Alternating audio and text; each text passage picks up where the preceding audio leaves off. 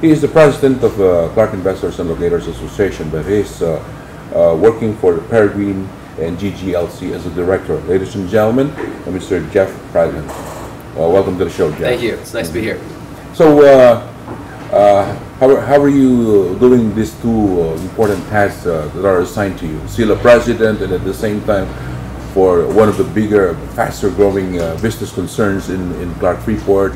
I'd say it actually goes kind of hand in hand. Mm-hmm. You know, part of my job with GGLC and Peregrine as we're developing this Aerotropolis mm-hmm. mixed-use development inside the Freeport zone is to promote Clark. Yes. We have a very kind of unique business model, unlike, say, a Texas Instruments or a Yokohama mm-hmm. or a Samsung, who can operate in a vacuum. They create their manufactured product and then they go and sell it. Our product is the Philippines. Our product is Clark. So we have to be very knowledgeable about the area. We have to understand what's going on in various levels of government, local, national, and be involved in the solutions to these things. So with that, we very easily started to get involved with SILA, MAXI, some of the other organizations in the area, because these were the organizations that were helping to address the issues, to help promote Clark and make it a more viable destination for business. In fact, you have your slogan for Clark, right? That's right, yeah. I got the button pin. You and Dennis came up with that, I believe, last time. Mm-hmm. But yeah. In an interview. That's right, that's right. He often tells that story. But no, that it's a very good slogan. It's a holistic slogan, and I think it's very accurate. Clark is it. Mm-hmm. When you look at all the things happening here with the airport, with the connection to Subic, the SETEX, yes. the deep sea port, all of it goes towards a promotion of this logistics corridor. All right.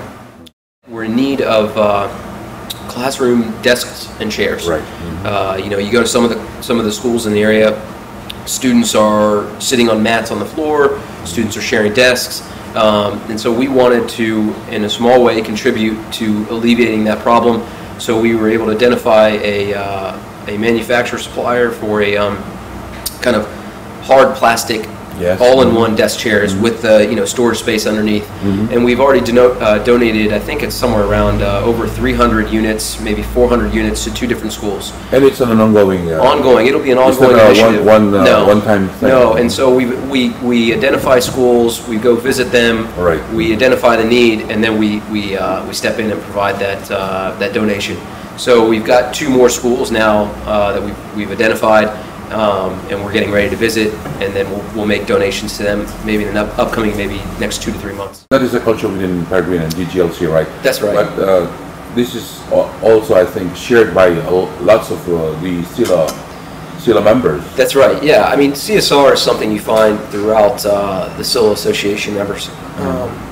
Big and small. Yokohama has programs. Yes, they have. TI, everybody has programs. And they all find that niche, you know. Whether it's environmental with tree planting programs for Yokohama, or school chairs, or renovations, wherever they can find it. But so many of these groups are doing a lot to help the community, and I think that's one of the things that SILA strives to instill in the membership, is the importance of being a good member of the community. I want you to talk about issues. What are the issues that you're facing that you want to be, corrected, so that we have faster movement, faster development in and out of Clark? Sure. I would say, are there roadblocks that you're? No, I don't think there's roadblocks. I think they're just maybe speed bumps. They're obstacles that have to be overcome. Certainly achievable, but it'll take the collaboration and attention of everyone.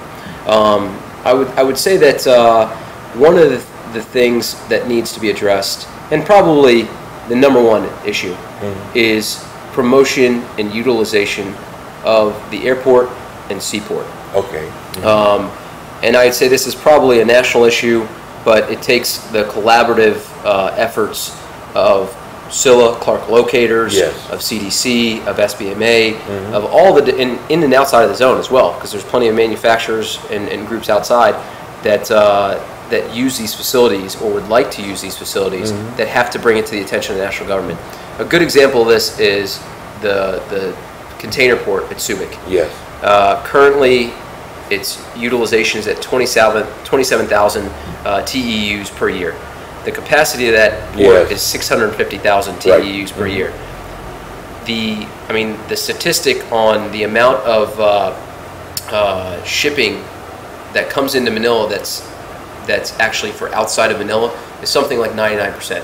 99% of all the TEU containers It's that come there, into right? Manila are not servicing Manila demands. They're for northern Luzon, Yes. central Luzon, anywhere else but Manila.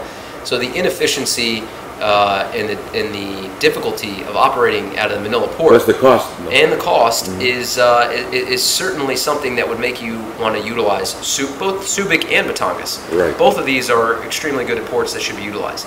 The same thing on the airport side.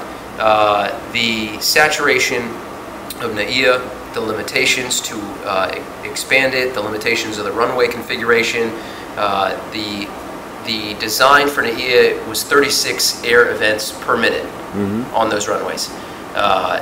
The capacity that they're running at now is usually around 52 air events per minute, takeoffs and landings.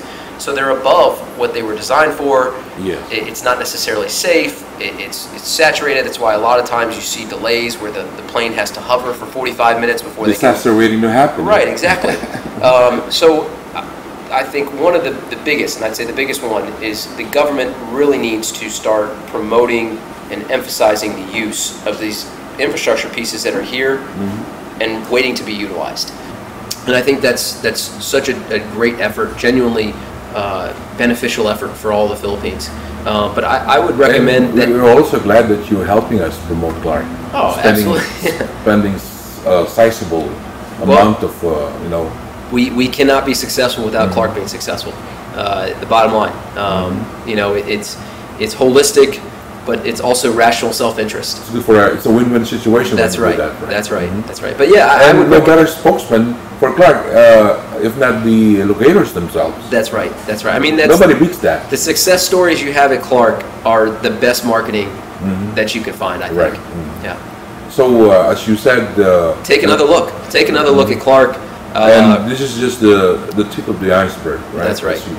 So there's more opportunities both inside the Freeport and outside of the Freeport. Absolutely.